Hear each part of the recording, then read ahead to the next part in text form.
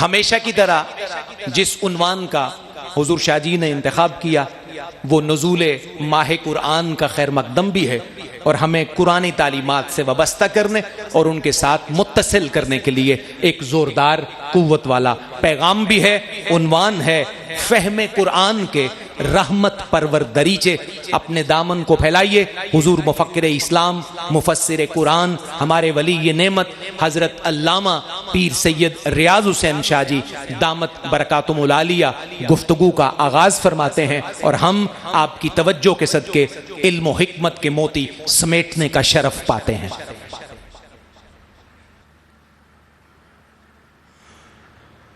الحمد للہ رب العالمین، والعاقبۃ للمتقین الصالحین، والصلاة والسلام علی محمد المصطفیٰ الخاتم النبیین وعلی آلہ الطاہرین الطیبین واصحابہ اجمعین۔ اما بعد، فاعوذ باللہ من الشیطان الرجیم، بسم اللہ الرحمن الرحیم۔ وَلَقَدْ يَسَّرْنَا الْقُرْآنَ لِلذِّكْرِ فَهَلْ مِن مُدَّكِرٍ۔ صدق اللہ مولانا العظیم، وبلغنا رسوله النبی الکریم، ونحن علی ذلک من الشاہدین والشاکرین، والحمد للہ رب العالمین۔ درود شریف پڑھیں۔ اللہم صلی وسلم علی سیدنا ونبینا ومولانا محمد وعلی آل سیدنا ونبینا ومولانا محمد وبارک وسلم صلی علیہ۔ ناظرین باتمکین اور حاضرین ذی وقار،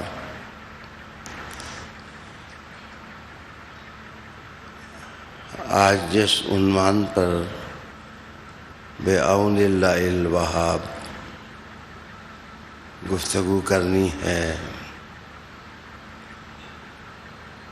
وہ فہم قرآن کے رحمت پرور دریچے ہیں۔ اسی کی مناسبت سے میں نے سورہ قمر سے ایک مختصر سی آیت تلاوت کرنے کی سعادت حاصل کی ہے۔ آیہ کریمہ کا تفسیری ترجمہ یہ ہے، اور بے شک ہم نے قرآن کو ذکر کے لیے آسان کر دیا ہے، بس ہے کوئی جو اس سے نصیحت پکڑے۔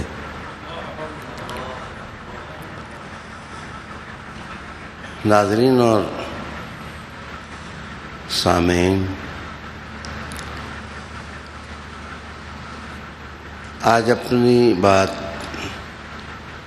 یہاں سے شروع کرنا چاہوں گا کہ اگر آپ اپنا کلام کسی کو سمجھانا چاہیں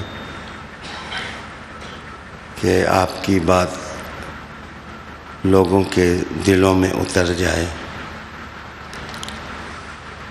تو سب سے پہلا مرحلہ یہ ہوتا ہے کہ متکلم مخاطب سے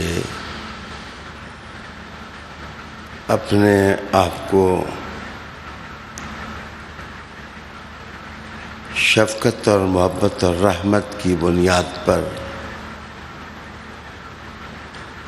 قریب کرے اور سننے والے کو یقین ہو کہ مجھے جو آدمی بات سمجھا رہا ہے اس کے دل میں میرے لیے بڑی محبت ہے، پیار ہے۔ اگر آپ اپنے آپ کو مخاطب سے قریب نہیں کریں گے تو اس کی توجہ آپ کے کلام کو سمجھنے کی طرف پوری طرح نہیں ہوگی۔ دوسرا درجہ ہوتا ہے کہ سکاکی لکھتے ہیں کہ جب آپ کسی آدمی کو کوئی چیز سمجھانا چاہیں تو لفظوں کا انتخاب صحیح ہو اور میٹھا ہو تاکہ سننے والا آپ کے لفظوں کو سن بھی سکے اور اپنے دل کی دھڑکنوں میں وہ جگہ بھی دے سکے۔ تیسرا درجہ یہ ہے کہ جو الفاظ اور کلمات ہوں ان کی معنویت سننے والے کو فائدہ بھی دے اور اس کو نقصان سے بچائے۔ چوتھا درجہ یہ ہے کہ آیا وہ بات جو آپ نے اپنے مخاطب کو پہنچائی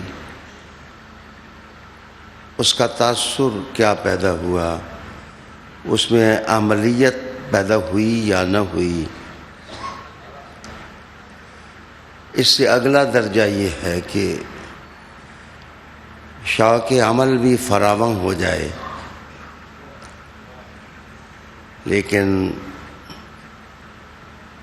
بندہ جو ہے وہ اپنے عمل سے عشق نہ کر سکے اور وہ اس کا حال نہ بن سکے۔ تو یہ جو باتیں میں مسلسل کر رہا ہوں یہ بلاغت کے بڑے اہم عناوین ہیں۔ قرآن حکیم اللہ کی کتاب ہے جس کا نزول رسول اللہ صلی اللہ علیہ وآلہ وسلم کے مبارک دل بابرکت سینہ پر ہوا۔ سب سے آخری کتاب بھی ہے اور کتابوں کا خلاصہ بھی ہے، گنجینہ ادب بھی ہے اور خزانہ رحمت بھی ہے۔ تمام انبیاء علیہ السلام کی دعوات سمٹ کر کے قرآن حکیم میں آ گئی ہیں۔ اس کا لہجہ دل آویز ہے اور اس کے حروف باشہامت ہیں، اس کی دعوتیں عظیم ہیں اور اس کی نوازشیں گہری ہیں جو نسلوں تک کو، انسانی نسلوں تک کو فیضیاب کرتی ہیں۔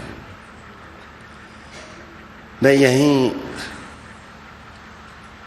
عرض کرتا چلوں کہ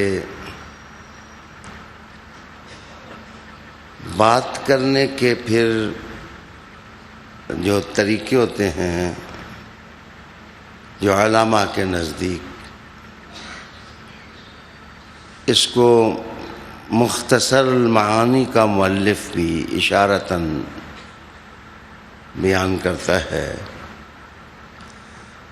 کہ ایک طریقہ ہوتا ہے عقلی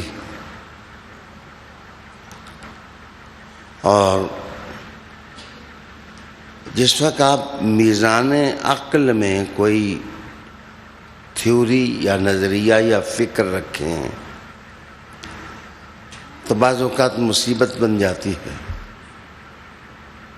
مثلاً آپ پڑھانا چاہتے ہیں طالب علم کو اوکلیدس کا کلیہ قاعدہ اور اقلیدس کی ریاضتیں،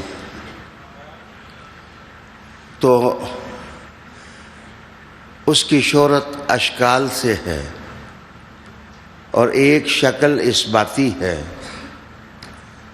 تو جیسے میں آپ کے سامنے بیان کر رہا ہوں، آپ کے پلے کچھ بھی نہیں پڑا ہوگا کہ میں نے کہا کیا ہے، کہ کسی شکل کا اثباتی ہونا.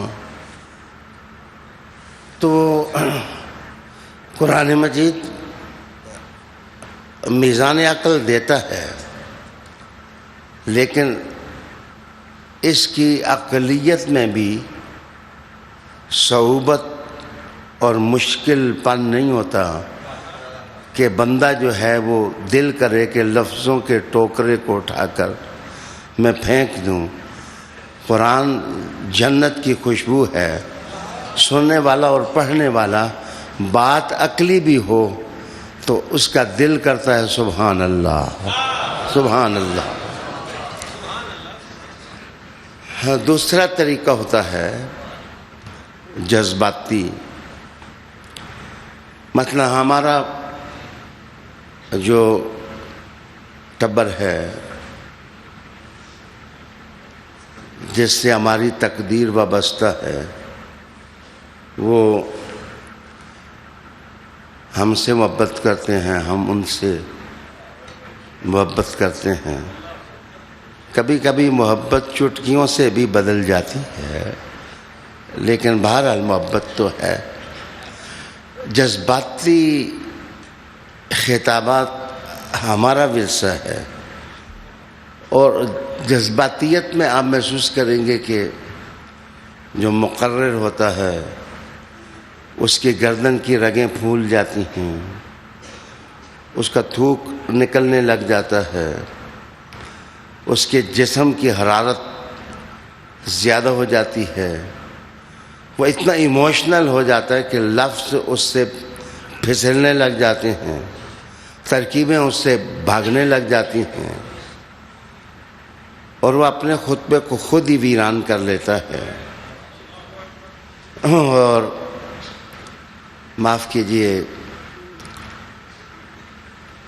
لاؤڈ سپیکر کی پھر ضرورت محسوس ہوتی ہے کہ جس وقت سامعین کا رنگ بدلتا نہیں، سکوت کی چادر ان پر طاری ہوتی ہے، تو انسان لاؤڈ سپیکر پر غصہ نکالتا ہے، اور اس کے اندر منہ دے کے جس وقت وہ بات کرتا ہے، تو یہ جو نقشہ بنتا ہے یہ جذباتیت کا نقشہ ہے. تیسری چیز یہ ہوتی ہے کہ اسلوب اور سٹائل مقررین اس میں تمثیلات سموتے ہیں، جس کو آپ مثالیں کہتے ہیں. اور جس وقت مثالیں مقرر یا متکلم بیان کرے تو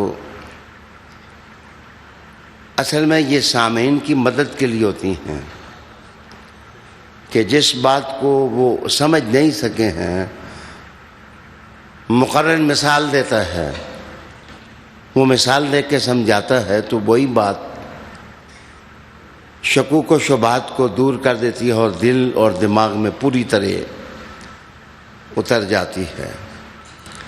اس سٹائل کو تمثیلاتی انداز سے تعبیر کرتے ہیں. پھر ایک سٹائل ہے حکایاتی، کہ بندہ صرف کہانیاں بیان کرے. آپ نے میرے جیسے بہت سے مقرر دیکھے ہوں گے، وہ قصے بیان کرتے ہیں. اگر ان سے قصوں کی کتاب چھین لیں تو وہ کہتے ہیں کہ میرے دل میں درد ہو گیا ہے، آج خطاب نہیں ہو سکے گا. تو اصل میں قصے اور کہانیاں ان کا دامن وہ چھوڑ بیٹھتے ہیں، نسیان ہو جاتا ہے ان کو. ایک سٹائل یہ ہے. اچھا، ایک انداز روحانی ہے گفتگو کا اور حسن تکلم کا.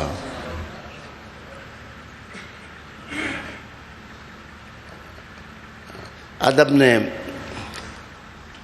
میرے جذبوں کو تحریک تو دی ہے کہ میں حضور کی باتوں کے خزانے میں اتر جاؤں اور میں ایک ایک کا حوالہ دوں، لیکن میں روحانی انداز گفتگو میں حضور صلی اللہ علیہ وآلہ وسلم کا ایک ماجرا آپ کے سامنے لاتا ہوں. اس میں عقلیت کا زور نہیں ہوتا، اس میں جذبوں کی دوڑ نہیں ہوتی، اور اس میں منطق کی خشکی نہیں ہوتی. روحانی چیزیں روحانی ہوتی ہیں. مثلا حضرت ابو ہریرہ رضی اللہ تعالیٰ حضور کے پاس آتے ہیں. حضور صلی اللہ علیہ وسلم پوچھتے ہیں آج پریشان کیوں تم نظر آتے ہو؟ کہا یا رسول اللہ، ماں نے آج آپ کی توہین بہت کی ہے، دعا فرما دیں. تو رسالت مآب صلی اللہ علیہ وسلم ابو ہریرہ سے بات نہیں کرتے، کہتے ہیں اللہم اہدی ابی ہریرہ، اے اللہ ابو ہریرہ کی ماں کو ہدایت دے دے. لفظ حضور کی زبان سے نکلتے ہیں، ابو ہریرہ گھر پہنچتے ہیں تو ماں کلمہ جو ہے وہ پڑھنے لگ جاتی ہے، تبدیلی آ جاتی ہے. تو اس میں خطبہ نہیں ہے، اس میں نظر ہے، اس میں بات کا تعمق نہیں ہے، اس میں نگاہ ہے، اٹیچمنٹ ہے، اسپرچل. اب آئیے، میں کافی باتیں کر چکا تو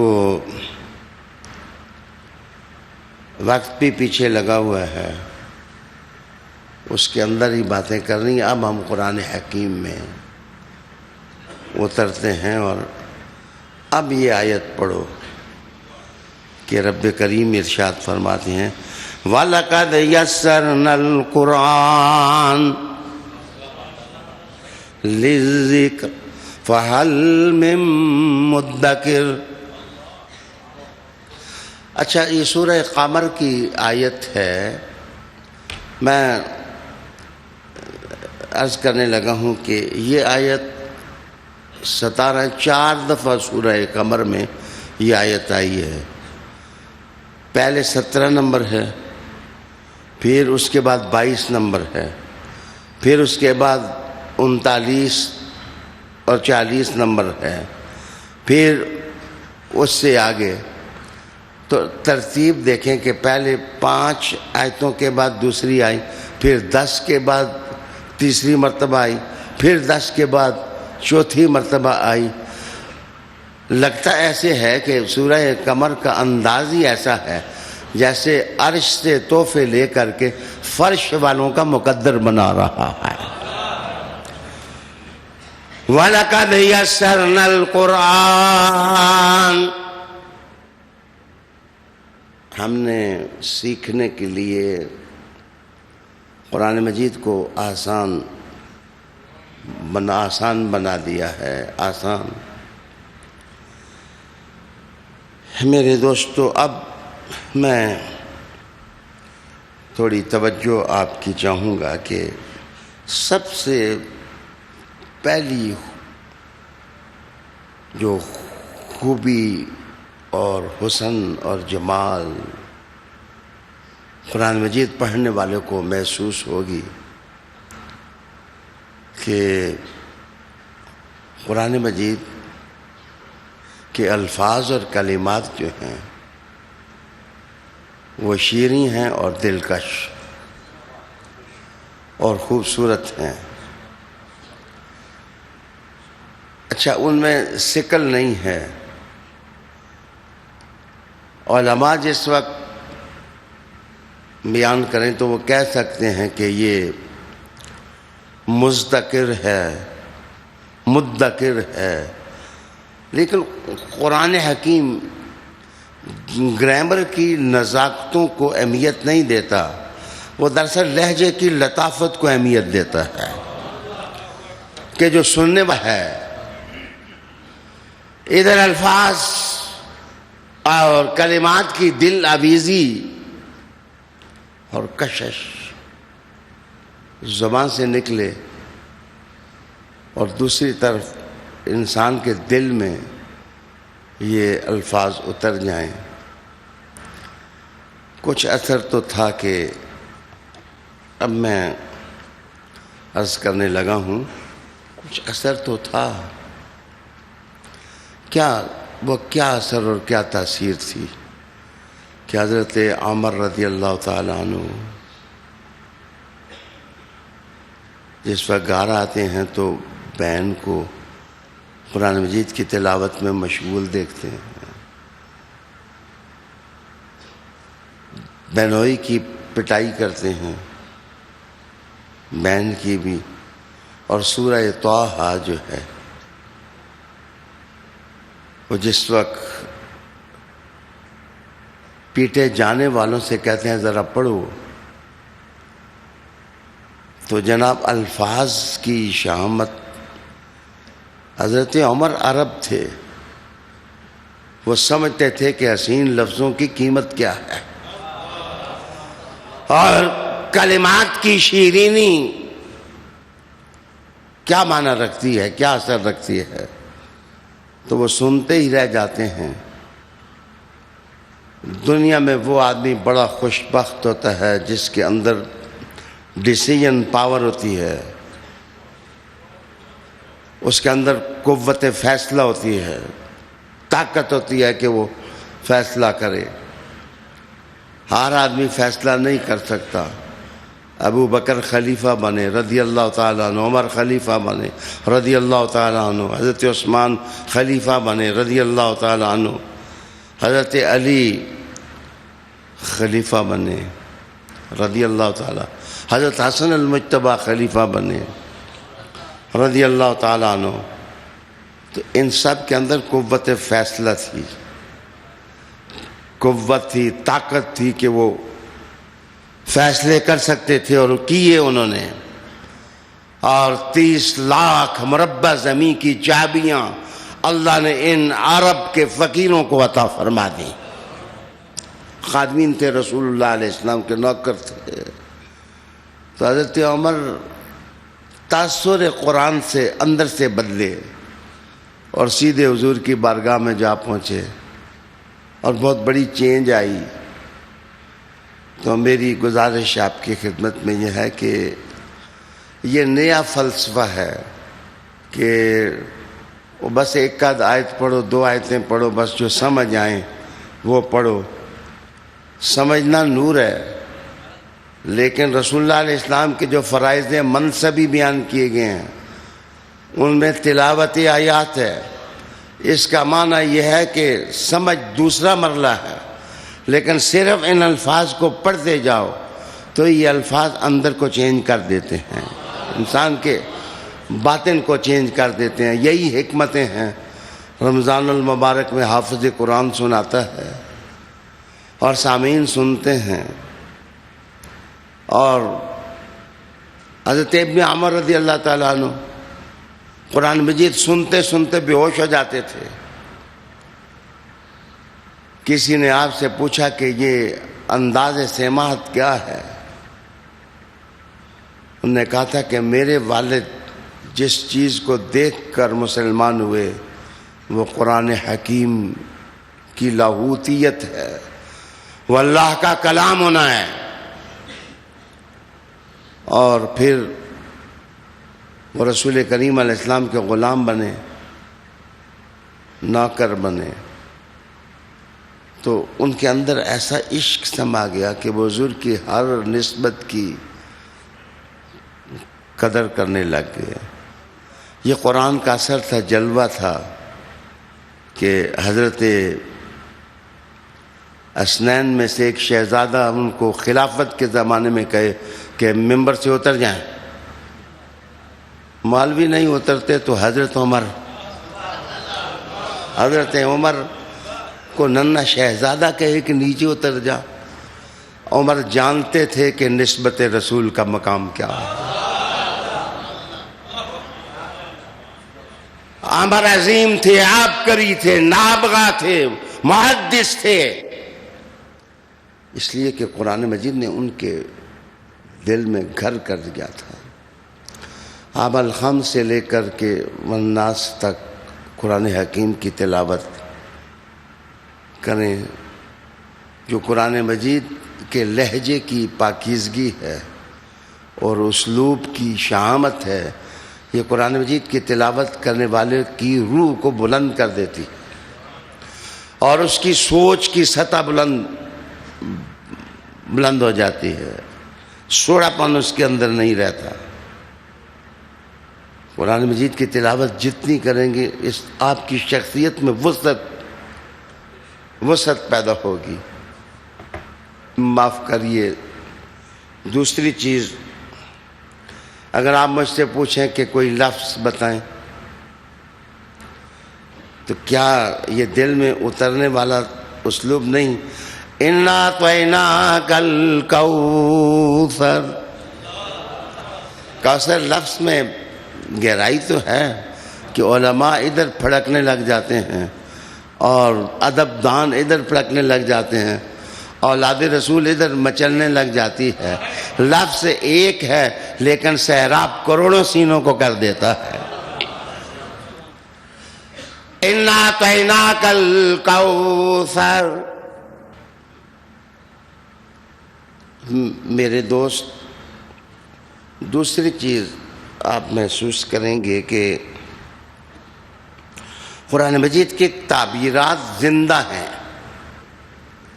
مردہ نہیں ہیں۔ متکلم، خطیب، ادیب، رائٹر، مدرس یہ بھی ادب تخلیق کرتے ہیں، لیکن ان کی مردہ کتابیں اپنے ساتھ ہی مردہ ہو جاتی ہیں اور کوئی ان کو پڑھنے والا نہیں ہوتا۔ کتاب جس وقت زندہ ہوگی، اس کی تعبیرات جس وقت عرش تک پہنچی ہوں گی، تو یاد رکھنا اس کتاب کو کوئی مردہ کر نہیں سکتا۔ اگر مردہ کر سکتا ہوتا تو یزید بہت کچھ کر دیتا، لیکن زندہ حسین کے سر سے زندہ قرآن کی تعبیرات نے منوا لیا کہ قرآن کا پرچم دنیا کی کوئی قوت سرنگوں نہیں کر سکتی ہے۔ قرآن حکیم کی تعبیرات زندہ ہیں۔ تعبیرات کے حسن میں اگر میں اتروں تو وَالْعَصْرِ إِنَّ الْإِنسَانَ لَفِي خُسْرٍ، اس سورت کو پڑھیں ایسے لگتا ہے کہ ہر زمانہ سورہ عصر کی آبشار کے نیچے آ کے کھڑا ہو کے دھل جاتا ہے اور کہتا ہے مصطفیٰ کے سینے پر اترنے والے کلام سبحان اللہ، سبحان اللہ و بحمدہ، سبحان اللہ العظیم۔ زمانوں کا فلسفہ اور زمانوں کی حکمتیں ساری قرآن حکیم میں۔ اچھا، میں تیسری مثال آپ کے سامنے دینے لگا ہوں۔ قرآن مجید نے بھی مثالیں دی ہیں، تمثیلات اس کے اندر بھی ہیں، اور وہ تمثیلات سینے میں اترتی ہیں اور بات کو اس طرح سمجھاتی ہیں کہ جیسے قرآن کے لفظوں کی کوئی مثال نہیں، ایسے ہی قرآن مجید کی مثالوں کی بھی کوئی مثال نہیں۔ صرف ایک جگہ توجہ آپ کی چاہوں گا، بے عملیت کو، انسان کے اندر عمل نہ ہونا، خصوصاً تورات کے حوالے سے اس مثال کو سماعت فرمائیں۔ مثل الذین حملوا التوراة ثم لم يحملوها كمثل الحمار.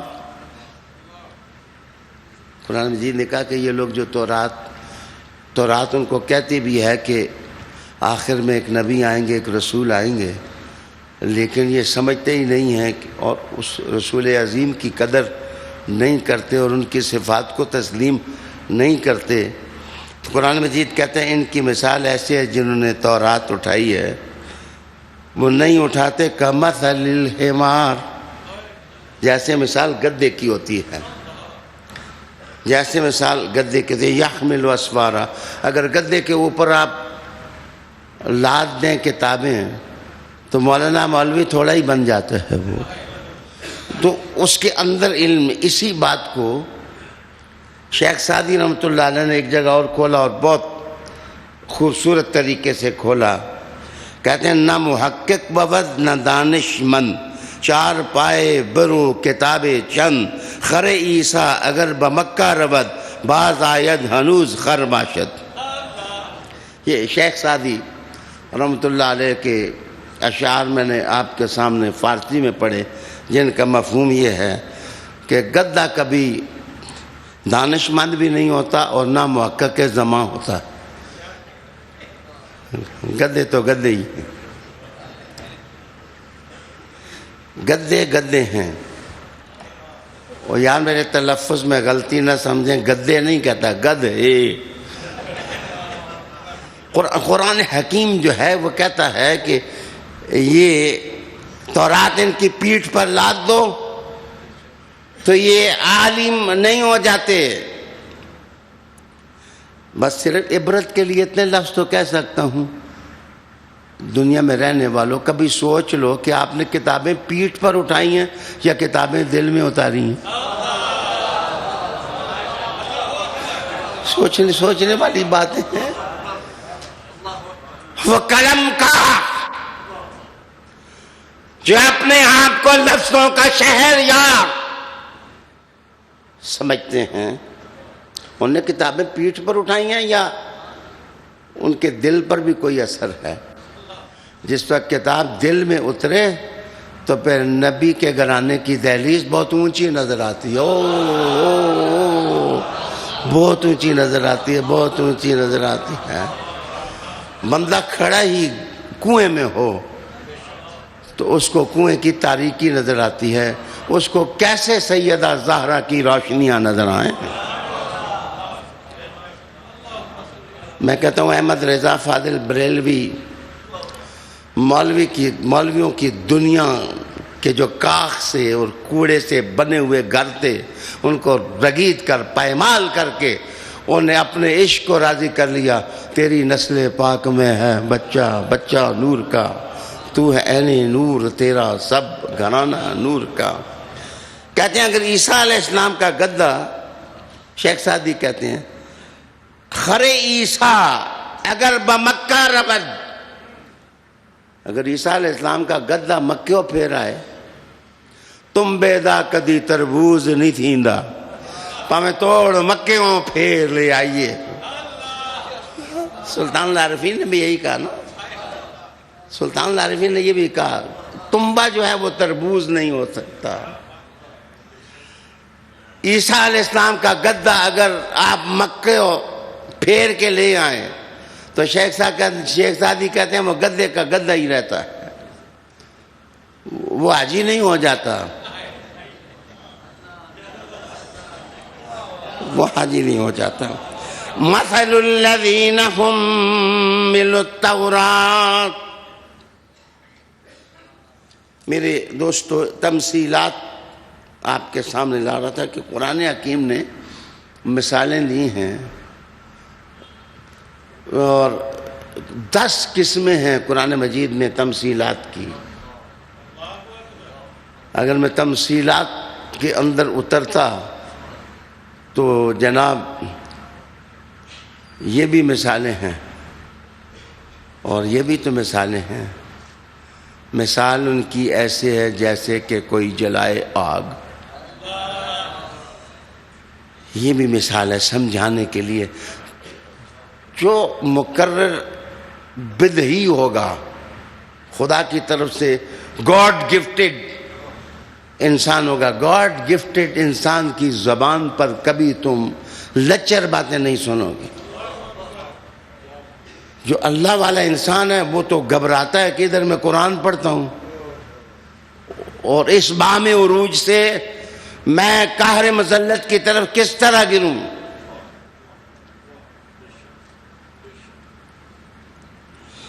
اللہ اکبر. وَلَقَدْ يَسَّرْنَا الْقُرْآنَ لِلذِّكْرِ فَهَلْ مِن مُدَّكِرٍ. ہم نے آسان کر دیا ہے قرآن مجید کو. قرآن مجید ہے کوئی اس سے نصیحت، اس ذکر سے کوئی پھل پانے والا؟ میری بات غور سے سنو. کبھی انگور کی بیل گھر میں ہوتی ہے، اس کے ساتھ خوبصورت انگور لگے ہوتے ہیں، لیکن گھر والوں کی قسمت نہیں ہوتی. پڑوسیوں کا بچہ آتا ہے، وہ آ کر کے وہ انگور کھا کے چلا جاتا ہے. مسلمانوں، میں کہتا ہوں مغرب کے لوگ تمہارے پڑوسی ہیں اور تم اصل گھر والے ہو، اور جو اصل گھر والے ہیں انہیں گھر کا پھل ضرور کھانا چاہیے، اور جو گھر کے پھل کا محافظ ہوتا ہے وہ گھر والا ہوتا ہے. اسی لیے حضور نے کہا قرآن علی کے ساتھ، علی قرآن کے ساتھ. بات سمجھا ہے؟ بات سمجھا؟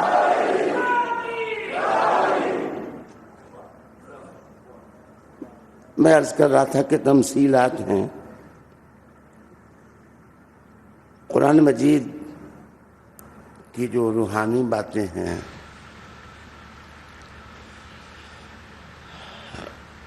لا نظیر لہو ہیں اور لا نظیر لہا ہیں.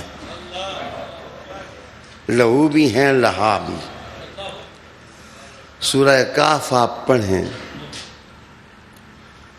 تو میں نے ایک ویسٹرن انسائکلوپیڈیا کے اندر یہ بات پڑھی کہ قرآن مجید نے جس در و بست اور ترتیب کے ساتھ سورہ کہف بیان کی ہے یہ قرآن مجید ہی کا حصہ ہے.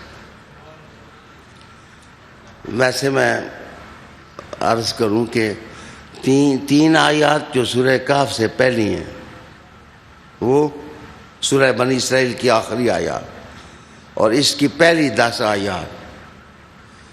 اور یار میں کتنا اعلانیہ بات کر رہا ہوں. میری سرکار نے سند دیا ہے کہ جو آدمی روز یہ آیات 10 یہ 3 یہ 13 آیتیں وہی پڑھے گا جو 13 رجب کو مانتا ہے. یہ جو 13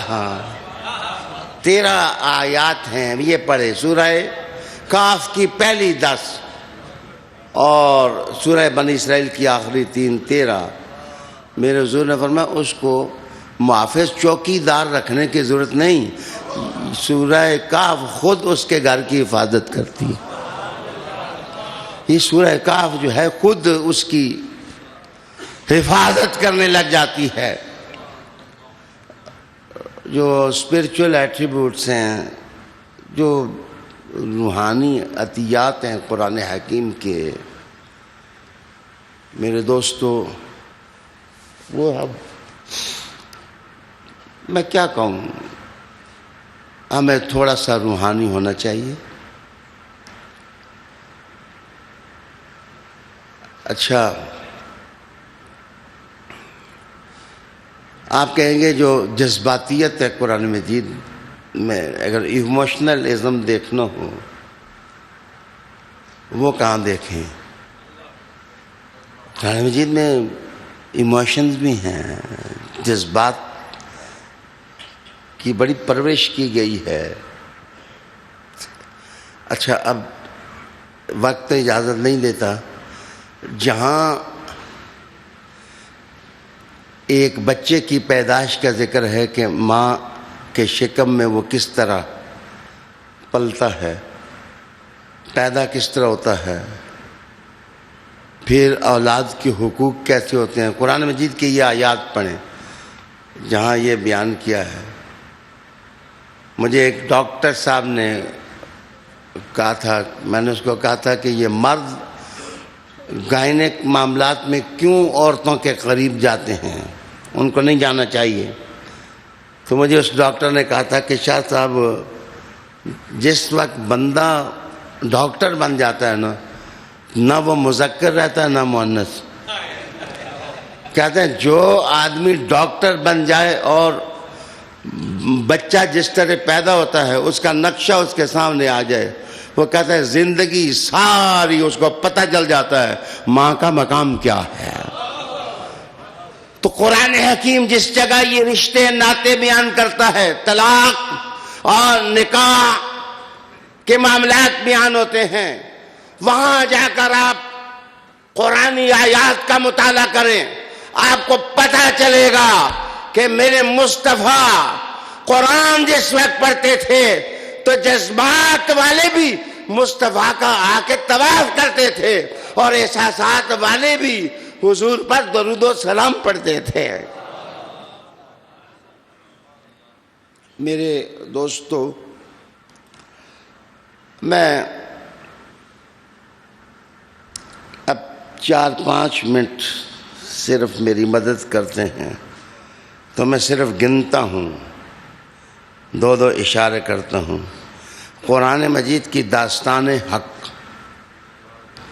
جو قصے قرآن مجید نے بیان کیے ہیں، آج تک ان قصوں کی کوئی کڑی توڑ نہیں سکا، اس زنجیر کو کوئی کھول نہیں سکا، اور ان گرہوں کو کوئی واہ نہیں کر سکا. قصے قرآن مجید نے جس انداز سے بیان کیے ہیں، مزے کی بات ہے کہ عہدنامہ عتیق اور جدید ہے، اس میں قصوں کی ترتیب اور ہے، قرآن مجید نے اور ترتیب سے قصے بیان کیے ہیں. تو جہاں جہاں تبدیلیاں کی گئی ہیں، قرآن مجید جیسے پوری کتابوں کو پڑھ رہا تھا، اور بلا شبہ اللہ تو ہر دل کو جانتا ہے، تو واقعات کی کوئی کڑی جس وقت آپ دیکھیں گے وہ جھوٹی محسوس نہیں ہوگی، اور جس وقت قرآن کے حرف حرف سے صداقت کے جھرنے اور چشمے پھوٹیں، تو میرے دوستو قرآن کو اٹھا کر کے سینے سے لگا لو اور اس کی تلاوت کو اپنا شعار بناؤ. میں عرض کروں گا کہ قرآن مجید اگلی بات تجربات انسانی سے بات کو اٹھاتا ہے اور تجربات کو نیگلیکٹ نہیں کرتا. اس کی مثال میں آپ کو دوں گا. قرآن مجید کہتا ہے مثل الجنت التي وعد المتقون،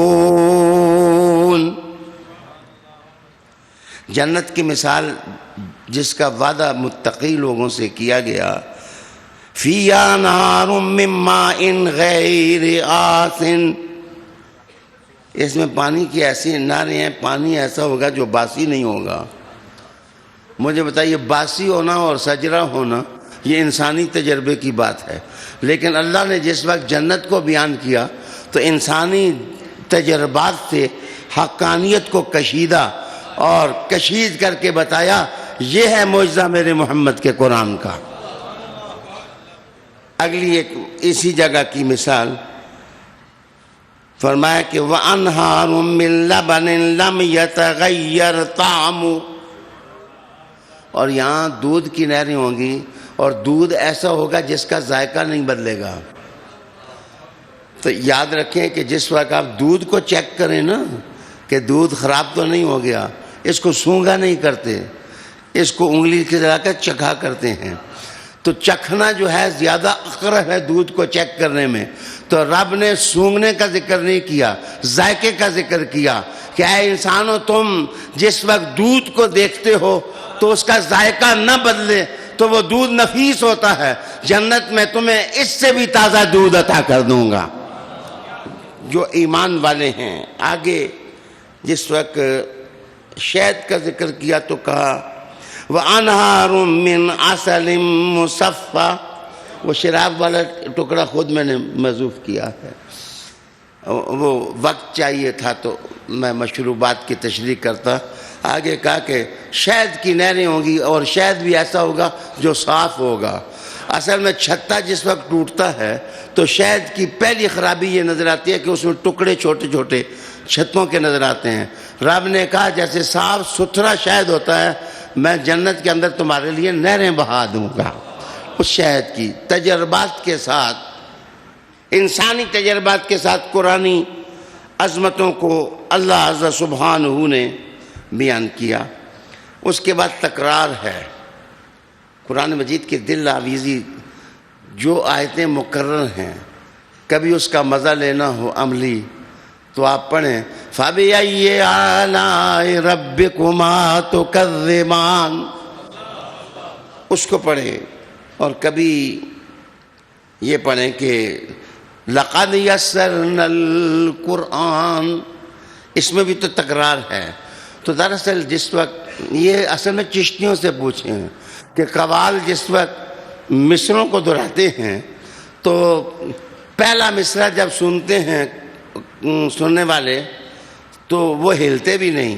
جس وقت 12-13 دفعہ وہ پڑھے نا تو وہ مصرع اندر گھس جاتا ہے تو پھر ہن برسنے لگ جاتا ہے.